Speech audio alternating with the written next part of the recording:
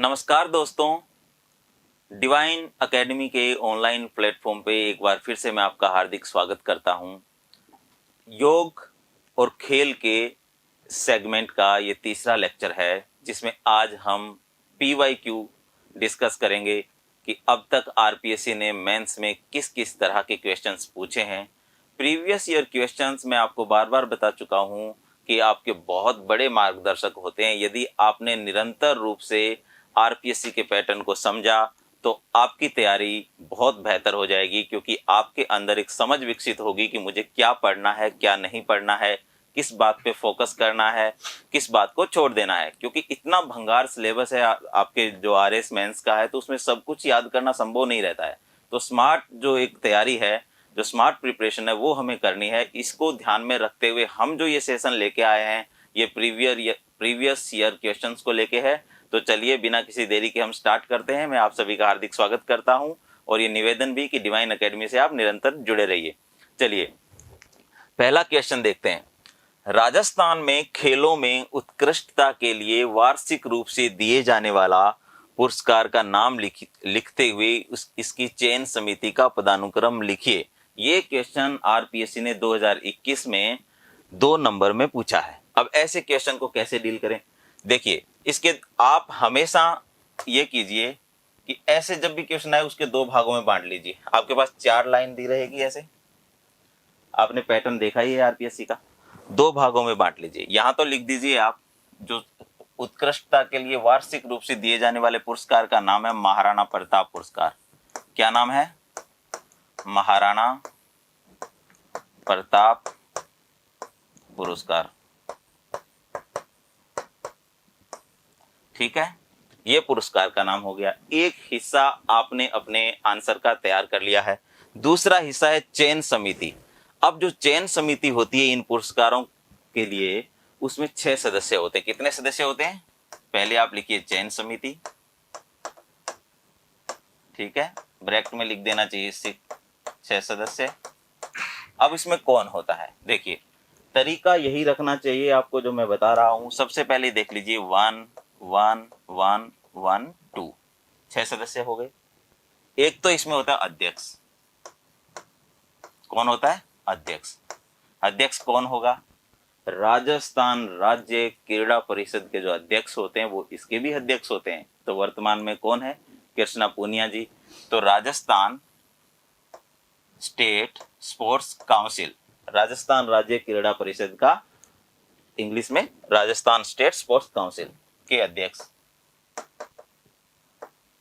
आपकी जानकारी के लिए बता देता हूं कि राजस्थान राज्य क्रीड़ा परिषद के अध्यक्ष ही उसका सीईओ भी होता है। यदि कभी आपसे पूछा जाए कि राजस्थान राज्य क्रीड़ा परिषद के सीईओ कौन है, तो आपको अध्यक्ष का नाम ही लिखना है। ठीक है। एक इसमें सदस्य होते हैं उप शासन सचिव।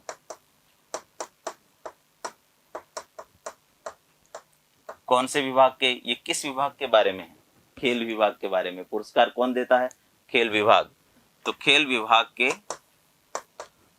उप शासन सचिव इसके सदस्य रहते हैं।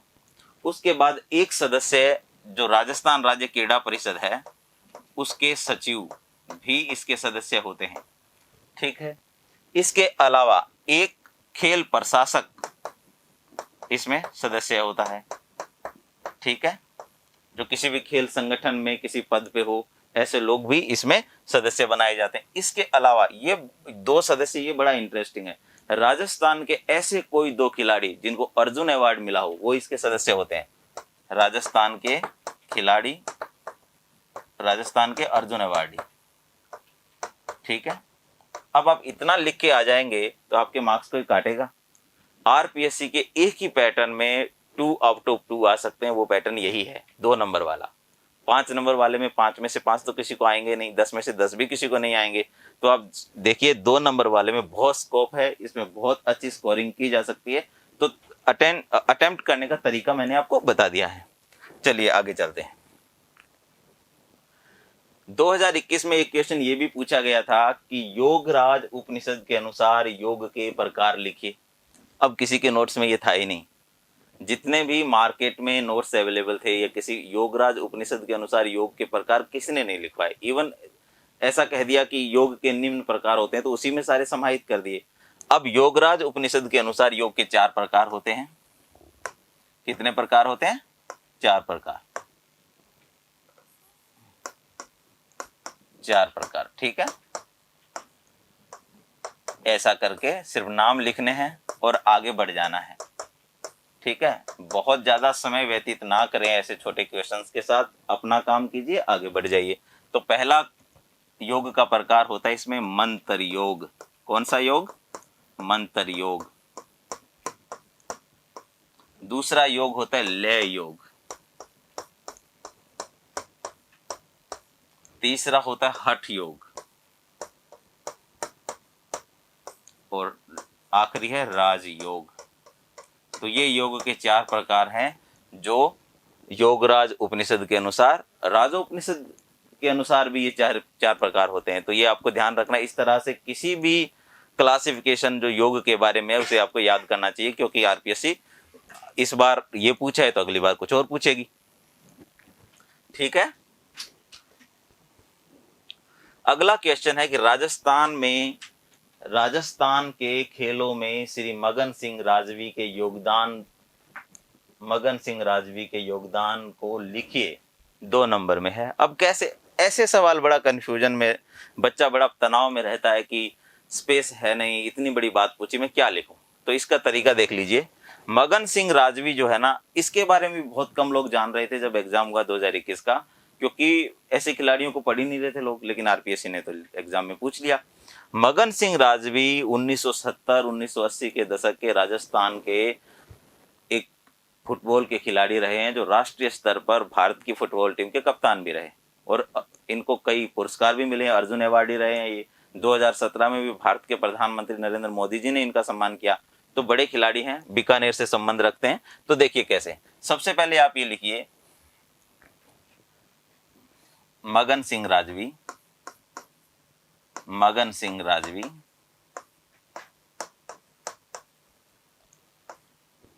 भारत के पूर्व प्रसिद्ध फुटबॉल खिलाड़ी हैं, ठीक है, फुटबॉल खिलाड़ी।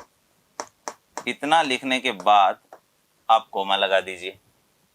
अब इनका राजस्थान में क्या योगदान है? तो राजस्थान में इनको फुटबॉल का हीरो कहा जाता है। राजस्थान में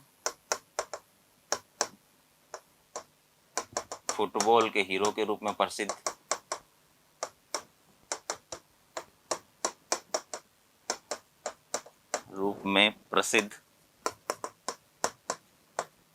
फिर कोमा लगा दीजिए। अब राजस्थान में इन्होंने फुटबॉल के में ही अपना कंट्रीब्यूशन दिया है, ठीक है, तो वो हमने मेंशन कर दिया है। अब ये राजस्थान से अर्जुन अवार्डी हैं, अर्जुन अवार्डी, ठीक है। 2017 में भारत सरकार द्वारा सम्मान,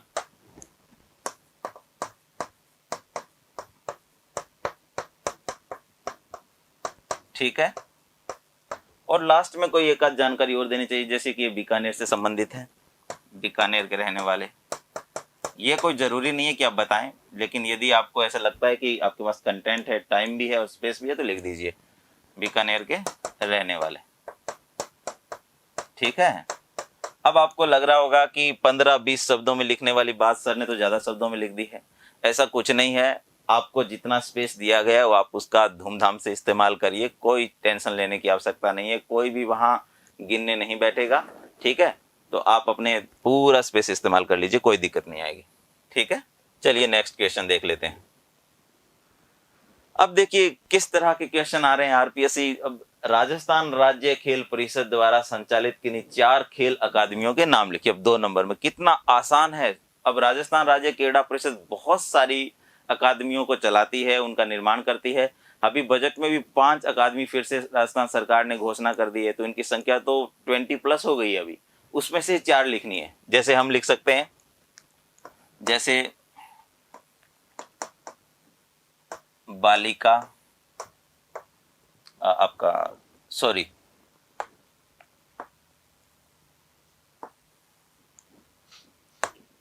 बालक कुश्ती अकादमी कहाँ है? भरतपुर में। ठीक है, भरतपुर में है। एक आप लिख सकते हो बालिका तीरंदाजी अकादमी, तीरंदाजी अकादमी कहाँ है? बालिका तीरंदाजी अकादमी है उदयपुर में। ठीक है, ऐसे मेंशन करना है। बालिका फुटबॉल अकादमी,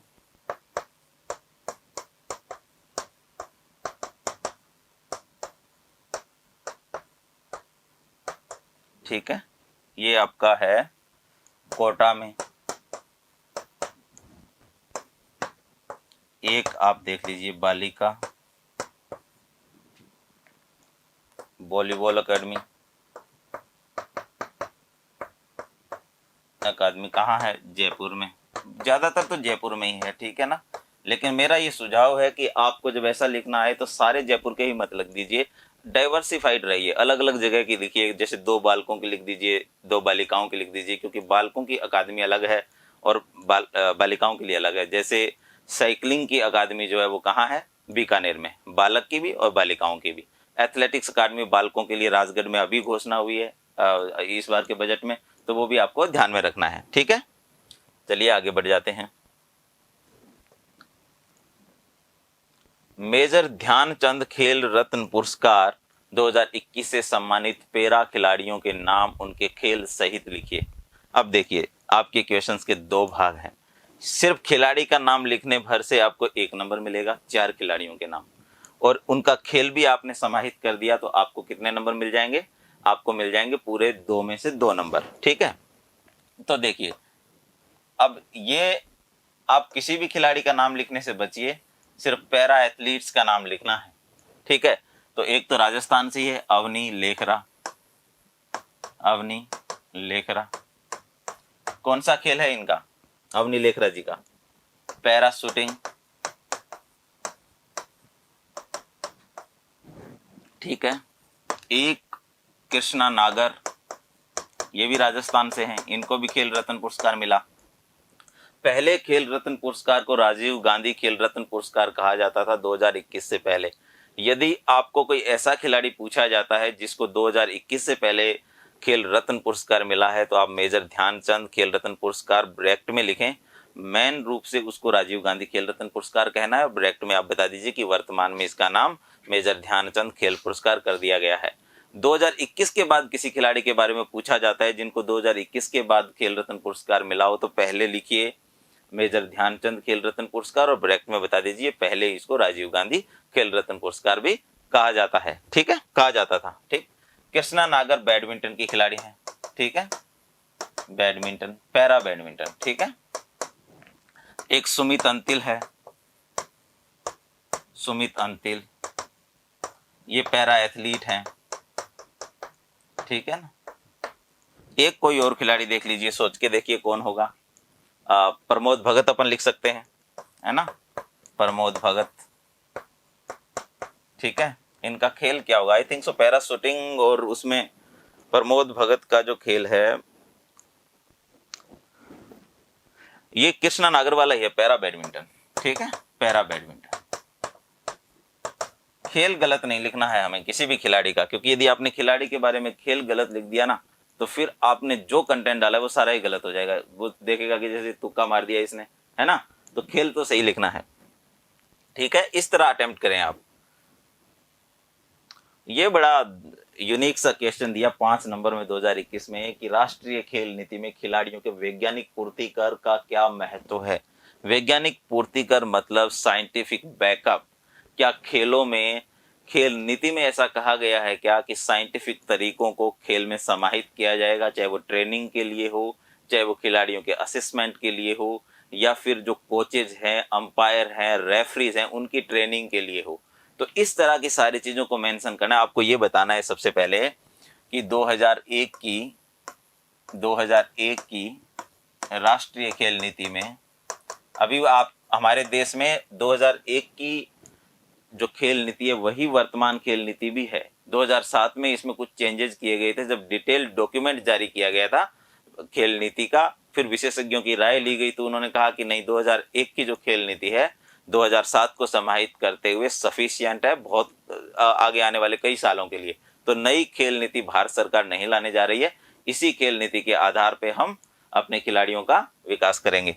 ठीक है, 2001 की राष्ट्रीय खेल नीति के अनुसार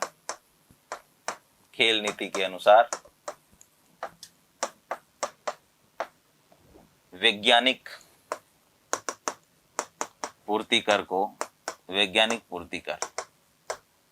अत्यधिक महत्व दिया गया है। अत्यधिक महत्व, ये एक लाइन में आ जाना चाहिए ना, महत्व दिया गया है। अब नीचे आप पहले अब यहाँ कुछ पॉइंट बना लीजिए, जैसे 2-3 पॉइंट हम बना लेते हैं। ठीक है, पहले पॉइंट में आप बता दीजिए कि भारत में खिलाड़ियों के प्रशिक्षण के लिए वैज्ञानिक तरीकों का इस्तेमाल किया जाएगा। ये हमारी खेल नीति में ही बता दिया गया है। ठीक है, खेल नीति का एक मुख्य बिंदु है ये। दूसरी बात आपको ये बतानी चाहिए कि खिलाड़ियों के असेसमेंट के लिए वैज्ञानिक तरीकों का इस्तेमाल किया जाएगा। जैसे किसी खिलाड़ी ने कहा कि नहीं, मैं तो फिट हूं, मेरे में क्या गड़बड़ है, मैं टीम में खेलूंगा।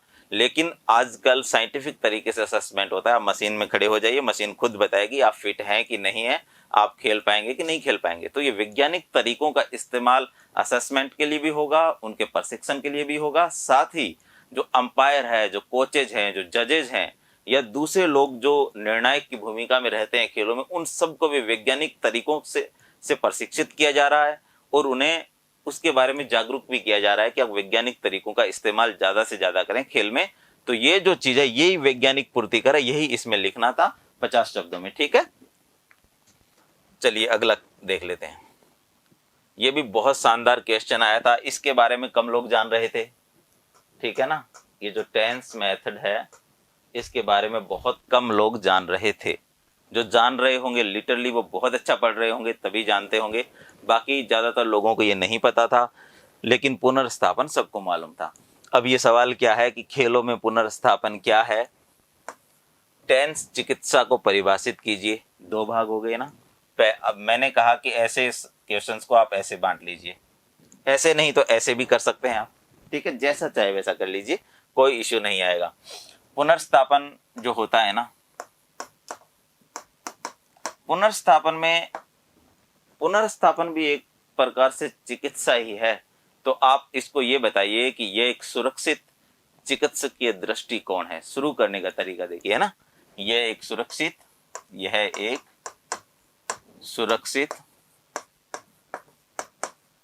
चिकित्सकीय दृष्टिकोण है। एक बात तो ये रखनी है आपने। ठीक है, अब परिभाषा देंगे साथ में, ये परिभाषा का हिस्सा ही है हालांकि। अब आगे बताइए कि कोई चोटिल खिलाड़ी चोट से पुनः उभर कर जब खेल मैदान पर लौट आता है और वापस खेलने लगता है या वापसी करता है, इसे पुनर्स्थापन कहते हैं, है ना, रिहेबिलिटेशन। ठीक है, जैसे ऋषभ पंत को चोट लगी, एक्सीडेंट हुआ उनका, वो चोट खेल मैदान की चोट नहीं है, वो एक्सीडेंट हुआ उनका। ठीक है, उस एक्सीडेंट से उभर कर जब वो खेल मैदान पे लौटेंगे तो ये पुनर्स्थापन। ऐसे सचिन तेंदुलकर को जैसे टेनिस एल्बो का प्रॉब्लम होता था, तो वो उस टेनिस एल्बो की सर्जरी के बाद वापस खेल मैदान पे आते थे, तो वो पुनर्स्थापन है। इसी को आपको परिभाषित करना था। और मैं कहता हूं कि जब भी आपको ऐसे डायरेक्ट कोई टर्मिनोलॉजी पूछी जाएगी उसमें एग्जाम्पल जरूर देना चाहिए। अब जैसे ऋषभ पंत या सचिन तेंदुलकर का एग्जाम्पल डाल के आप इसको पूरा कंप्लीट कर दीजिए। अब बात कर लेते हैं टेंस की। देखो दोस्तों, जो टेंस है ना, एक मशीन है। क्या है? एक मशीन है, दर्द निवारक मशीन। ठीक है, आपको दर्द हो रहा है, मान लीजिए हड्डी टूट गई, मांसपेशियों में कोई दर्द हो रहा है या खिंचाव हो गया है पैर में, स्ट्रेन या स्प्रेन हो गया है, तो ऐसी कंडीशन में आप बहुत असहनीय दर्द से गुजर रहे होंगे। उस सिचुएशन में आप टेंस थेरेपी ले सकते हैं। एक मशीन है, इतना छोटा सा बॉक्स होता है, वो आपको रिलीफ देता है। रिलीफ देने के 2 तरीके हैं इसमें। देखो, पहले तो इसका फुल फॉर्म देख लेना चाहिए। T for transcutaneous, E for electrical, N for nerve, S for stimulation, यानी ट्रांसक्यूटेनियस इलेक्ट्रिकल नर्व स्टिमुलेशन, ये इसका पूरा नाम है। ये एक मशीन है जिसके माध्यम से हम दर्द से निजात पाते हैं। अब कैसे, अब दर्द से कैसे निजात मिलेगी, इसके दो भाग होते हैं, पहला दूसरा। दोस्तों एक तरीका तो ये है कि यदि आपको कोई चोट लगती है तो आपके ब्रेन को ये मैसेज कैसे मिलेगा कि आपको चोट लग गई है, नर्वस सिस्टम के माध्यम से। यदि मैं नर्वस सिस्टम को थोड़ी देर के लिए न्यूट्रलाइज कर देता हूं पर्टिकुलर उस पे, तो आपको ये सूचना ही नहीं मिलेगी कि दर्द हो रहा है, तो दर्द फील नहीं होगा। इस एहसास को खत्म किया जाता है कि दर्द होता है, वो काम करता है टेंस, यानी हमारे नर्वस सिस्टम की जो नर्व है उन्हें वो एक तरीके से थोड़े समय के लिए न्यूट्रलाइज कर देता है, तो दर्द का एहसास आपको नहीं होगा। दूसरा तरीका यह है कि हम सब की बॉडी में एक हार्मोन होता है जिसका नाम है एंडोर्फिन। क्या नाम है? एंडोर्फिन। ठीक है, ये जो एंडोर्फिन हार्मोन है हम सब की बॉडी में है, किसी में ज्यादा कंसंट्रेशन होती है, किसी में कम कंसंट्रेशन होती है। यदि इस एंडोर्फिन हार्मोन को नेचुरल पेन किलर कहा जाता है, यानी हमारी बॉडी में ही पेन किलर है, वो है एंडोर्फिन। यदि मैं इसकी क्वांटिटी बढ़ा देता हूं इस मशीन के माध्यम से, तो मुझे दर्द का एहसास होना कम हो जाएगा। तो ये दो काम करती है टेंस मशीन, और खिलाड़ियों के लिए यह तात्कालिक रूप से दर्द से राहत देने के लिए बहुत उपयोगी है। ठीक है, तो ये टेंस थेरेपी है। तो इस तरह से और भी, जैसे अभी अपन क्या कर रहे हैं कि दूसरी जो थेरेपी है उनमें भी कोई ऐसा मशीन से रिलेटेड कोई चीज है, तो उसको भी हम इस बार नोट्स में समाहित कर रहे हैं। ठीक है, 2018 में एक क्वेश्चन पूछा गया था 2 नंबर में कि खेलों में वशिष्ठ अवार्ड पर टिप्पणी लिखिए। अब जो पढ़ के आया उसे ही मालूम होगा वशिष्ठ अवार्ड क्या होता है। अब 2 नंबर में आपके पास स्पेस की भी कमी है, तो कैसे करना चाहिए देखिए। पहली बात आप ये लिखिए कि वशिष्ठ अवार्ड जो है ना, राजस्थान सरकार द्वारा दिए जाने वाला पुरस्कार है, तो वो मेंशन करना चाहिए हमें। तो आप यहां लिख दीजिए कि राजस्थान सरकार द्वारा सर्वश्रेष्ठ कोचेज को या खेल प्रशिक्षकों को, या कोचेज की जगह आप लिख लीजिए खेल प्रशिक्षक। ठीक है, कोचेज थोड़ा सा वैसा शब्द हो गया, दिए जाने वाला सबसे बड़ा पुरस्कार, सबसे बड़ा पुरस्कार। अब देखिए, जब हम पहला क्वेश्चन अटेम्प्ट कर रहे थे तो मैंने आपको बताया था कि महाराणा प्रताप पुरस्कार जो है राजस्थान में खिलाड़ियों के लिए सर्वोत्तम पुरस्कार है, राजस्थान सरकार द्वारा दिए जाने वाला। उसी तरह से राजस्थान सरकार कोचेज को भी ये पुरस्कार देती है, उसका नाम है गुरु वशिष्ठ पुरस्कार। ठीक है, ये कोचेज खेल प्रशिक्षकों को दिए जाने वाला सर्वश्रेष्ठ या सर्वोत्तम पुरस्कार है, उच्चतम पुरस्कार है राजस्थान सरकार का। इतना लिखने के बाद आपको हमेशा ये बताना चाहिए 1985 में प्रारंभ, 1985 में प्रारंभ यानी कब देना शुरू किया। ये वो दौर था जब भारत में खेल को लेके, खेल संस्कृति का निर्माण होना शुरू ही हुआ था। हालांकि बहुत अच्छे स्तर पर तो नहीं थी चीजें। भारत की पहली खेल नीति ही 1984 में आई, साई का गठन भी 1984 में हुआ। तो ये जो वो दौर था जब पूरे देश में ही खेलों को लेके बहुत सारे स्टेप्स उठाए जा रहे थे, तो राजस्थान सरकार ने भी 1985 में इसे प्रारंभ किया। ठीक है, हमने कोमा लगा के इतनी बातें कह दी। उसके बाद देखिए, अब पुरस्कार दिया जा रहा है तो क्या दिया जा रहा है ये मेंशन करना जरूरी है ना। इसमें पहले इसमें 1 लाख रुपए दिए जा रहे थे।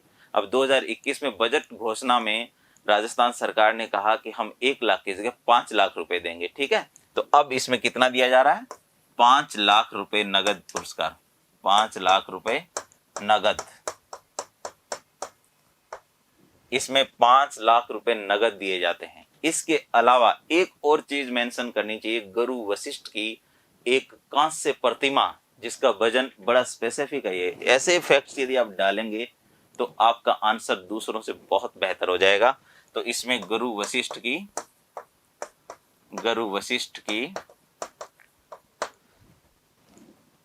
8 केजी 800 ग्राम की एक कांस्य प्रतिमा सम्मान स्वरूप प्रदान की जाती है।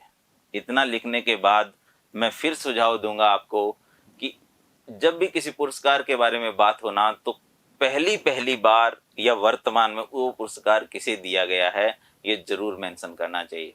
तो 1985 में ये पुरस्कार 2 लोगों को मिला, जिसमें एक का नाम था पोकरमल जी जो एथलेटिक्स के कोच थे, और दूसरे थे राम सिंह जी जो साइकिलिंग के कोच थे।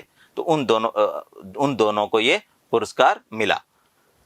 तो अभी कुछ साल से महाराणा प्रताप पुरस्कार और वशिष्ठ अवार्ड दिए नहीं गए हैं, तो अब जब भी दिए जाएंगे वो आपको मेंशन करवा दिए जाएंगे, ठीक है। तो इस तरह लिखें आप। अब 2 नंबर में देखिए, ये इसका आंसर जरा बड़ा है, स्पेस इसमें कम माना जाएगा कि राजस्थान राज्य क्रीड़ा परिषद के सदस्यों का पदानुक्रम लिखिए। अब राजस्थान राज्य क्रीड़ा परिषद जो होती है ना, जैसे भारत सरकार के पास साई है, भारतीय खेल प्राधिकरण, ये भारत की सर्वोच्च खेल संस्था है। उसी तरह से सिमिलरली राजस्थान में भी खेल की एक सर्वोच्च संस्था है जिसका नाम है राजस्थान राज्य क्रीड़ा परिषद, ठीक है, राजस्थान स्टेट स्पोर्ट्स काउंसिल, ठीक। इसमें एक विशेष पदानुक्रम है, बड़ा यूनिक सा है, बड़ा इंटरेस्टिंग। आप देखिए कि इसमें होते हैं, एक संरक्षक होते हैं सबसे पहले तो, ठीक है, फिर होते हैं उप संरक्षक, फिर होते हैं अध्यक्ष, फिर होते हैं उपाध्यक्ष, फिर 12 सदस्यों को सरकार नियुक्त करती है। अधिकतम कितने सदस्य हैं? 12 सदस्यों को सरकार नियुक्त करती है, और 6 सदस्य पदेन होते हैं। 6 सदस्य क्या होते हैं? पदेन। अब इतने लोग हैं, देखिए गिन लेते हैं। यदि सरकार 12 के 12 सदस्य नियुक्त कर देती है तब कितनी संख्या होगी? देखिए 12 और 6 कितने हुए? 18, 19, 20, 21, 22। यानी यदि सरकार अपने सभी सदस्यों को नियुक्त कर देती है, ठीक है ना, 12 के 12, तो सदस्य संख्या होगी 22। कभी कभी सरकार 12 सदस्य नियुक्त करने से बचती है, कम सदस्य, मान लीजिए सरकार ने 8 सदस्य ही नियुक्त किए, तो उसी हिसाब से फिर इसकी संख्या कम हो जाती है, ठीक है। तो आपको ये ध्यान रखना है। अब इसमें संरक्षक कौन होता है? राजस्थान राज्य के माननीय राज्यपाल इसके संरक्षक होते हैं, राज्यपाल, ठीक है। यदि आपको राज्यपाल का नाम पता है, जो कि RAS एस्पिरेंट से उम्मीद की जाती है कि उन्हें पता होना ही चाहिए, तो उनका नाम जरूर मेंशन करें। जैसे वर्तमान में श्री कलराज मिश्र जी, ठीक है, ये नाम मेंशन कर दीजिए आप, ओके। दूसरा, उप संरक्षक में होते हैं मुख्यमंत्री, ठीक है, मुख्यमंत्री जी।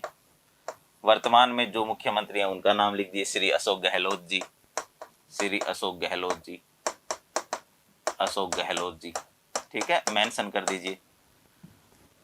अध्यक्ष राजस्थान राज्य क्रीड़ा परिषद के अध्यक्ष हैं कृष्णा पूनिया जी, ठीक है, तो कृष्णा पूनिया, उनका नाम मेंशन कर दीजिए, कृष्णा पूनिया जी, बड़ी खिलाड़ी रही हैं, ठीक है। उपाध्यक्ष है सतवीर चौधरी जी। कौन है? सतवीर चौधरी जी। ये तो आपके फिक्स हो गए, जिनका जो उस पद पे बैठा है उसका नाम आ जाएगा, ठीक है। 12 सदस्य सरकार अधिकतम नियुक्त करती है, तो उनकी तो लिस्ट अलग से जारी होती है जब भी एक बनता है। जो पदेन सदस्य होते हैं ना 6, वो मैं आपको बता देता हूं, वो बड़ा इंपॉर्टेंट। देखिए सबसे पहले तो पदेन सदस्य इसमें होता है खेल विभाग का शासन सचिव, क्योंकि खेल विभाग को ही सारी योजनाओं का क्रियान्वयन करना है, ठीक है। तो खेल विभाग का जो शासन सचिव होता है, इसका पहला पदेन सदस्य होता है। दूसरा, अब किसी भी चीज को चलाने के लिए फंड चाहिए, तो फंड कहां से आएगा? वित्त विभाग से। तो वित्त विभाग का जो शासन सचिव है वो भी इसका पदेन सदस्य होता है। अब भारत में खेल संस्कृति और खेलों का प्रोत्साहन कहां दिया जाता है? स्कूल में, कॉलेजेस में। तो निदेशक प्रारंभिक और माध्यमिक शिक्षा, उसके बाद निदेशक कॉलेज शिक्षा, फिर ग्रामीण स्तर पर भी हम खेलों को प्रोत्साहन देना चाहते हैं, तो वहां पर भी एक पदेन सदस्य है, तो निदेशक ग्रामीण और पंचायती राज विभाग। उसके बाद अब पुलिस के जो लोग होते हैं वो खेलों की एक्टिविटी में बहुत बड़े स्तर पर पार्टिसिपेट करते हैं, तो वहां के DG राजस्थान पुलिस अभी उमेश मिश्रा जी हैं, तो वो उनको भी पदेन सदस्य माना जाता है। तो ये आपको ध्यान रखना, ये राजस्थान राज्य क्रीड़ा परिषद का पदानुक्रम है, ठीक है। ये रट लीजिए इसको, तो ये आपको कई बार पूछा जाएगा, भले ही पूछ लिया हो, बार बार पूछा जा सकता है, ठीक है। इस बार 2 नंबर में पूछा है, कभी 5 नंबर में पूछा जा सकता है, ठीक है दोस्तों। क्वेश्चन नंबर 10 क्या है? अपूर्वी चंदेला की उपलब्धियां लिखिए। अपूर्वी चंदेला की उपलब्धियां लिखने का तरीका देखिए 2 नंबर में आया, इसलिए यही संकट है कि क्या लिखें क्या नहीं लिखें। तो देख लीजिए क्या लिखना होता है। सबसे पहले बताइए, भारत की प्रसिद्ध निशानेबाज, प्रसिद्ध निशानेबाज, शूटिंग की बड़ी खिलाड़ी हैं, एक बार ये वर्ल्ड रैंकिंग में फर्स्ट रही हैं, तो लिख लीजिए वर्ल्ड रैंकिंग में प्रथम स्थान पर रही।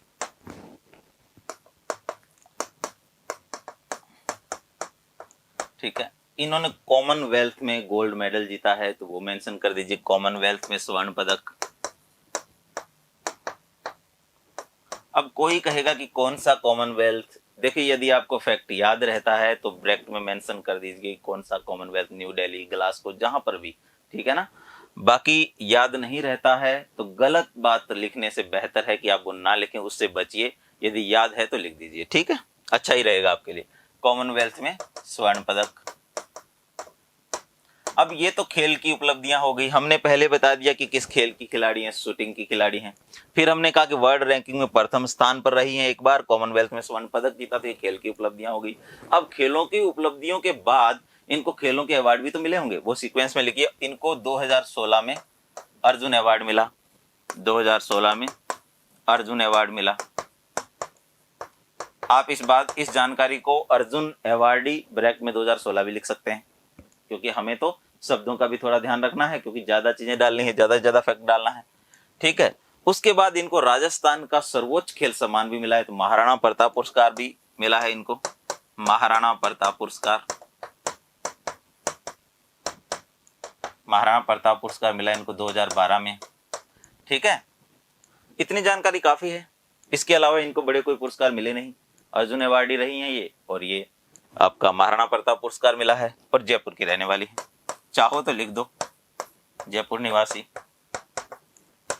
बस इनकी उपलब्धियां आ गई, पहले खेल की उपलब्धियां, फिर खेल अवार्ड क्या मिले हैं, और कोई कोई खिलाड़ी होंगे जिनको खेल अवार्ड के बाद राष्ट्रीय पुरस्कार भी मिले रहते हैं, पद्म श्री, पद्म भूषण, तो वो उस सीक्वेंस में मेंशन कर दीजिए। राजस्थान से कोई मिला है तो वो भी कर दीजिए, ठीक है। तो इस तरह से इनको अटेम्प्ट करना है। 2018 में भी ये क्वेश्चन पूछा गया था कि ग्रीन स्टिक फ्रैक्चर के संदर्भ में बताइए। अब एक फ्रैक्चर है ग्रीन स्टिक, ये क्या है? तो हमें देखो बच्चों, अब जैसे मैंने बच्चों बोल ही दिया है, तो ये बच्चों का ही फ्रैक्चर है। जो छोटे बच्चे होते हैं ना, उनकी हड्डियां बहुत लचीली और कच्ची होती है। जब उनमें चोट लगती है ना, वो टूटने की बजाय, ब्रेक होने की बजाय टेढ़ी या लटक जाती है, ठीक है। इस तरह का जो फ्रैक्चर होता है वो ग्रीन स्टिक फ्रैक्चर कहलाता है। और इसकी वजह यह है कि जैसे आपने कोई पतली किसी पेड़ की टहनी को तोड़ने के बाद उसको ऐसा किया तो वो टूटती है क्या? मुड़ जाएगी। इसीलिए ग्रीन स्टिक अवार्ड इसको आपका ग्रीन स्टिक फ्रैक्चर इसे कहा जाता है, ठीक है। तो लिखने का तरीका देख लीजिए, बच्चों की हड्डी टूटने से संबंधित शब्दावली, ठीक है। एक तो ये बता दीजिए, कॉमा लगा दीजिए। 2 नंबर में है तो हमारे पास ज्यादा स्पेस नहीं है, इसलिए हमें ऐसे ही चलना होगा।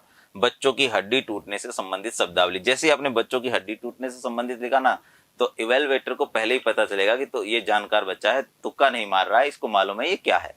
फिर बताइए कि बच्चों की हड्डियां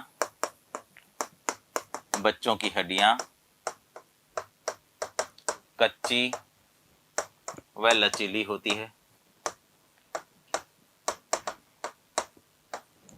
पूर्णतः टूटने की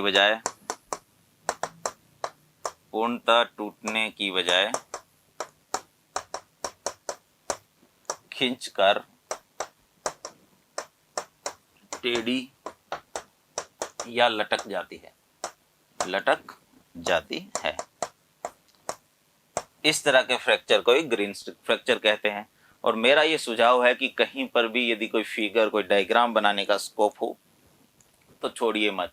लोग तो रावण हत्या का भी डायग्राम बना के आ जाते हैं। तो आप इसमें बनता है स्कोप ग्रीन स्टिक फ्रैक्चर में। जैसे आप ये बना सकते हो, जैसे ये हड्डियां हैं, ठीक है, ये हड्डी है, ये लिगामेंट है जो जुड़े हुए हैं, इस पे चोट लगती है तो आप ऐसे दिखा दीजिए कि ये टेढ़ी हो गई, या ऐसे दिखा दीजिए, किसी भी तरीके से दिखा सकते हो कि टेढ़ी हो जाती है हड्डी, तो ये ग्रीन स्टिक फ्रैक्चर है। कारण क्या है? क्योंकि हरी पतली लकड़ी भी तोड़ी नहीं जा सकती आसानी से, क्या होता है, टेढ़ी हो जाती है, इसीलिए इसका नाम ग्रीन स्टिक फ्रैक्चर रखा गया है। ठीक है, देखिए अगला क्वेश्चन देख लेते हैं। मानव ठक्कर की खेलों में उपलब्धियों को लिखिए। ये 2018 में आया और मानव ठक्कर उस दौरान बहुत चर्चा में थे। हालांकि ये एक ऐसे खिलाड़ी हैं जिनको अभी कोई विशेष पुरस्कार मिले नहीं हैं, ना ही इनको राष्ट्रीय स्तर का कोई खेल पुरस्कार भी मिला है, ना ही ये गुजरात के रहने वाले हैं, तो गुजरात सरकार की तरफ से भी ऐसा कोई सच कोई बड़ा पुरस्कार इन्हें मिला नहीं है। लेकिन खेलों में इनकी उपलब्धियां बहुत सराहनीय है। देखिए कैसे, पहले तो यही लिखना है कि ये किस खेल के खिलाड़ी हैं, जो मैं आपको बार बार बताता हूं। तो ये किस खेल के खिलाड़ी हैं? टेबल टेनिस के। टेबल टेनिस, टेबल टेनिस को शॉर्ट में हम बोलते हैं टीटी, है ना। टेबल टेनिस के प्रसिद्ध खिलाड़ी, 2018 में ये अंडर 18 में दुनिया के नंबर 1 खिलाड़ी बन गए थे। यही इनकी उपलब्धि थी। अंडर 18 में दुनिया के नंबर 1 खिलाड़ी, कौन से गेम में? टेबल टेनिस में दुनिया के नंबर 1 खिलाड़ी। फिर कॉमा लगा दीजिए। अब इनको अवार्ड कोई मिला नहीं है, तो हम इनकी खेल की उपलब्धियां देखेंगे तो इन्होंने ब्रॉन्ज मेडल जीते हैं। किसमें? एशियाड में, यानी एशियन गेम्स में इन्होंने ब्रॉन्ज मेडल जीता है। एशियन चैंपियनशिप में तो वो मेंशन कर देते हैं। 2018 में एशियन खेलों में कांस्य पदक। अब जब ये सवाल पूछा गया था ना, तब 2021 की उपलब्धियां तो थी नहीं, लेकिन अब चूंकि हम सोल्व कर रहे हैं तो हम 2021 की उपलब्धियां भी लिख लेते हैं। तो 2021 में 2 कांस्य पदक जीते, 2 कांस्य पदक जीते। कौन से खेलों में? एशियन चैंपियनशिप में, एशियन चैंपियनशिप में। ठीक है, इतना करके आ जाएंगे तो सफिशिएंट है, अच्छे मार्क्स आएंगे आपको। और एक जानकारी योग देना, जो राजकोट के रहने वाले हैं तो गुजरात राजकोट से संबंधित है ना, गुजरात राजकोट से संबंधित, या राजकोट गुजरात से संबंधित। जैसे ही पहले तो राजकोट लिखना चाहिए, फिर ब्रैकेट में गुजरात लिख दीजिए। ठीक है, तो इस तरह से हमें अटेम्प्ट करने अपने क्वेश्चन। खिलाड़ी के बारे में जब भी कुछ पूछा जाए, ऐसे कोमा लगा लगा के ज्यादा से ज्यादा फैक्ट डाल दीजिए, आपका आंसर अच्छा हो जाएगा। देखिए आरपीएससी का जो पैटर्न है ना, इसमें बहुत एनालिसिस का स्कोप है नहीं। आपके बड़े से बड़े क्वेश्चन की लिमिट ही 100 वर्ड है, क्या एनालिसिस करेंगे आप उसमें? तो बहुत कम एनालिसिस का स्कोप है। जो पूछा गया है उसको बेहतर तरीके से लिख दीजिए, यही आपकी उपलब्धि मानी जाएगी। ठीक है, अगला क्वेश्चन देखिए। इतना पढ़ा, योग से कुछ मिला ही नहीं। एकमात्र क्वेश्चन अब आया योग से। 2018 में पूछा गया, योग कर्मसु कौशलम को विस्तार से समझाइए।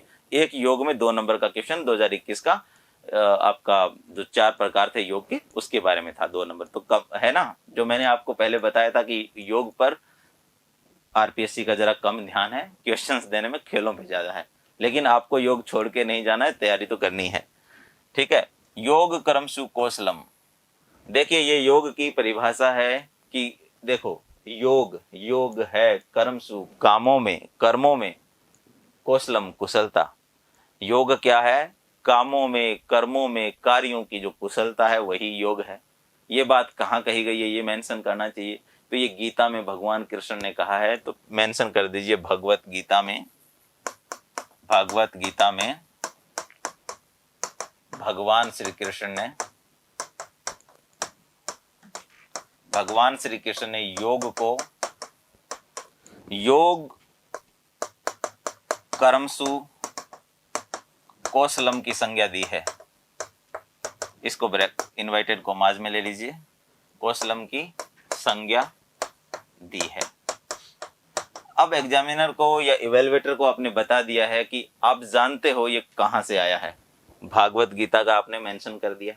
ठीक, अब क्या है इसका, अब आगे इसका अर्थ स्पष्ट कर देते हैं अगली लाइन में कि योग कर्म सुकौशलम से तात्पर्य, इससे तात्पर्य इससे तात्पर्य कर्मों, कार्यों में कुशलता से है, कुशलता से है। ये तो हो गया इसका अर्थ स्पष्ट, लेकिन ये 5 नंबर में कुछ और भी तो मेंशन करना पड़ेगा। तो अब जो गीता में निष्काम कर्म योगी व्यक्ति के बारे में जो बताया गया वो कुछ मेंशन कर देना आप, ठीक है। ऐसी कोई चीजें जैसे हर व्यक्ति को निष्काम भाव से कर्म करना चाहिए, ये योगी व्यक्ति की पहचान होती है। वो एक संतुलित समभाव से, संतुलित दिमाग से, संतुलित मानसिकता से रहता है। लोभ लालच इनसे ऊपर उठा हुआ व्यक्ति होता है। सफलता असफलता, सुख दुख, लाभ हानि, इनसे कोई ज्यादा प्रभाव ऐसे व्यक्ति पे नहीं पड़ता, जो कि योगी व्यक्ति की एक पहचान होती है। तो वो सारा इसमें आपको मेंशन कर देना है। ये योग की जितनी परिभाषाएं हैं, जैसे वेद व्यास जी ने कहा योग समाधि है, तो 5 नंबर में या 2 नंबर में पूछ सकता है ना। इसी तरीके से पतंजलि ने भी योग के बारे में चित्त वृत्ति निरोध बोला है, तो वो भी आपसे कभी भी पूछा जा सकता है, तो वो आप देख लेना, ठीक है। वैसे आपको आगे आने वाली क्लासेस में मैं सब कराऊंगा ये, तो कोई चिंता की बात ही नहीं है आपके लिए। अगला क्वेश्चन है PSPB। अब ये देखिए PSPB, टेबल टेनिस अकादमी पर एक लघु टिप्पणी लिखिए। अब राजस्थान में RAS मेंस का एग्जाम हो रहा है और PSPB टेबल टेनिस अकेडमी के बारे में पूछा जा रहा है। लॉजिक इसमें यह लगाया जा सकता है कहीं ना कहीं राजस्थान में स्थित होगी, तभी तो पूछा जा रहा है। मैं ऐसा नहीं कह रहा हूं कि बाहर होगी तो नहीं पूछा जाएगा, पर ये पूछा इसीलिए गया क्योंकि ये अजमेर में ही है, ठीक है। अब देखिए क्या है, पहले आप देखिए PSPB का क्या मतलब है। तो यहाँ ये P से मतलब है पेट्रोलियम, S से मतलब है sports and promotion board. Petroleum, sports and promotion board, Bharat की जो ऑयल कंपनीज है ना, इनका एक बोर्ड बना हुआ है खेलों को लेके, खेलों में प्रोत्साहन देने के लिए, जिसका नाम है PSPB। ये देश में बहुत सारी अकादमियां चलाता है अलग अलग जगह। राजस्थान में भी इसकी एक अकादमी है जो टेबल टेनिस से संबंधित राष्ट्रीय अकादमी है, और अजमेर में पटेल इंडोर स्टेडियम में स्थित है, ठीक है। तो यहां से शुरू कर लेते हैं। यहाँ petroleum sports and promotion board यहाँ आप मेंशन कर देना, तो ये बात यहाँ स्पष्ट हो जाएगी, ठीक है। PSPB टेबल टेनिस ऊपर लिखा है तो आप TT लिख दीजिए, ठीक है। आपके पास शब्दों की कमी है, TT लिखने से कोई फर्क नहीं पड़ेगा। TT अकादमी अजमेर के पटेल इंडोर स्टेडियम में स्थित है। अब लेकिन भारत में तो खेलों को लेके या तो फेडरेशन होता है, जैसे टेबल टेनिस फेडरेशन, या खेल प्राधिकरण है, भारतीय खेल प्राधिकरण। ये कैसे कर लेते होंगे ये काम? तो दोस्तों, इस राष्ट्रीय अकादमी को भारतीय खेल प्राधिकरण और टेबल टेनिस फेडरेशन का समर्थन प्राप्त है, ठीक है। तो लिख दीजिए यहाँ पर भारतीय खेल प्राधिकरण व table tennis federation of India द्वारा समर्थित, ठीक है, समर्थित, कोमा। अब इसमें PSPB द्वारा वित्तीय सहायता की जाती है, तो वो भी मेंशन कर दीजिए कि वित्तीय प्रबंधन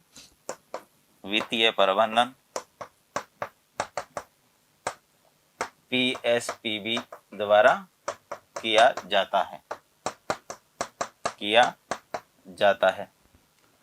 इतना करने के बाद ये कब बनी, तो ये भी मेंशन कर देते हैं, क्योंकि 5 नंबर में आया है तो कुछ और फैक्ट डालने पड़ेंगे। तो ये बनी इसकी स्थापना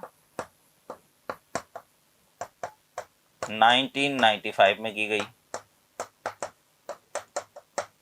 और मेरा फिर एक सुझाव है कि जब भी ऐसी अकादमी का आप नाम लिखते हो तो इससे खिलाड़ी निकलते होंगे ना, तो कुछ प्रसिद्ध खिलाड़ियों के नाम मेंशन कर दीजिए। जैसे कि इस अकादमी से निकले कुछ प्रसिद्ध खिलाड़ी, जैसे विवेक भार्गव, जैसे सौरभ शाह आदि, है ना, इनके कुछ नाम आप मेंशन कर दीजिए। तो ये इस तरह के क्वेश्चंस आते हैं दोस्तों आपके स्पोर्ट्स एंड योगा से रिलेटेड। तो मैं उम्मीद करता हूं कि आपको सारी चीजें समझ आई होगी। ऐसे सवालों को कैसे आपको अटेम्प्ट करना है, कैसे डील करना है, क्या अप्रोच रखनी है, वो समझ में आ गया होगा। डिवाइन एकेडमी से जुड़ने के लिए धन्यवाद। Thank you.